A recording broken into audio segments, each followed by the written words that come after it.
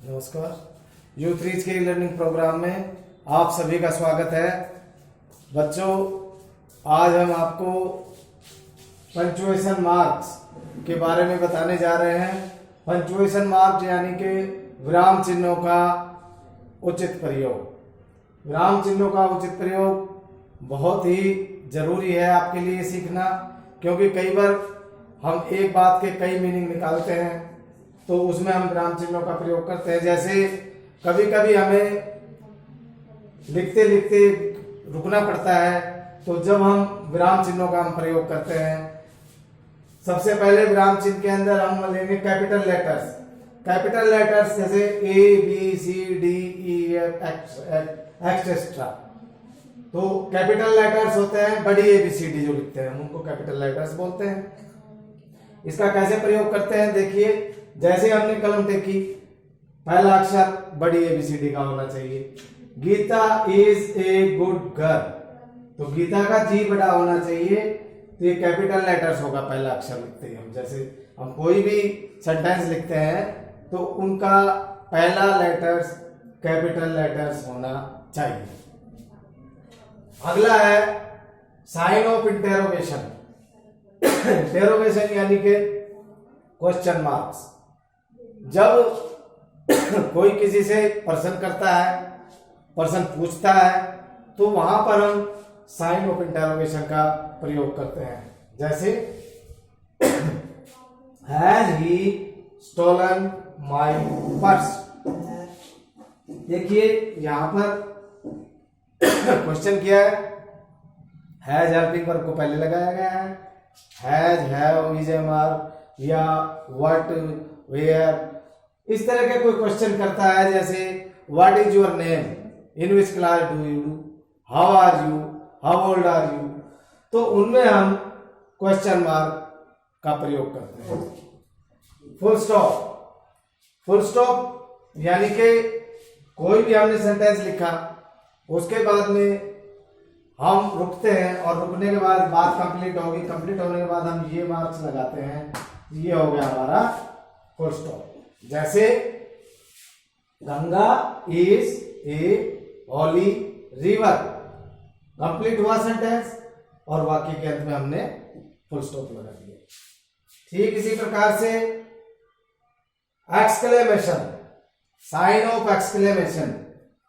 कभी कभी अचानक से कोई घटना घट जाए, कोई अद्भुत घटना घट जाए, कोई अचंभे की सी बात हो जाए, तो उनके साथ हम साइन ऑफ एक्सक्लेमेटरी का प्रयोग करते हैं। जैसे सैड, वाव, हुर्रे और इत्यादि के साथ हम इस तरह से साइन ऑफ एक्सक्लेमेशन का प्रयोग करते हैं। जैसे what a beautiful girl, what a beautiful flower, wow wow a beautiful वेदर्स।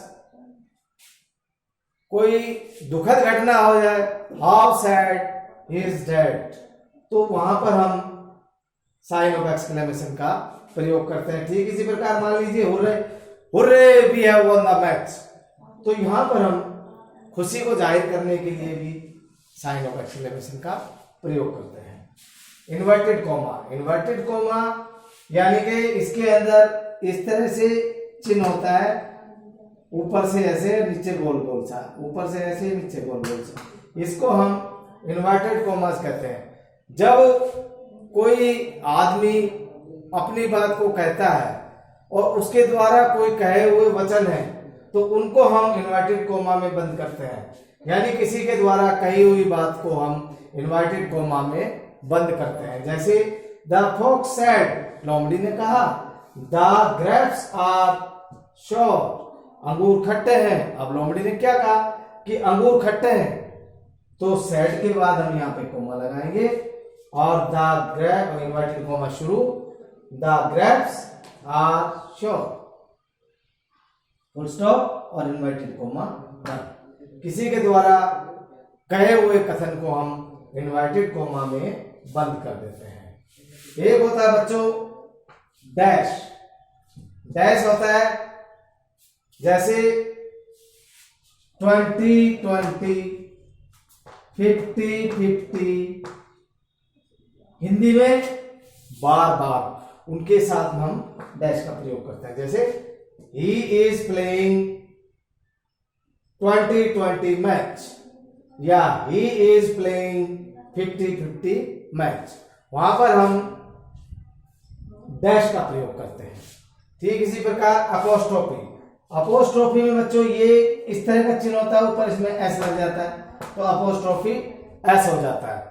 तो इस तरह से हम विराम चिन्हों का उचित प्रयोग करते हैं। हमारे कक्षा 10वीं में इतना ही आता है, तो हमने आपको इतने ही चिन्ह के बारे में बताया, और भी विराम चिन्ह बहुत से हो सकते हैं।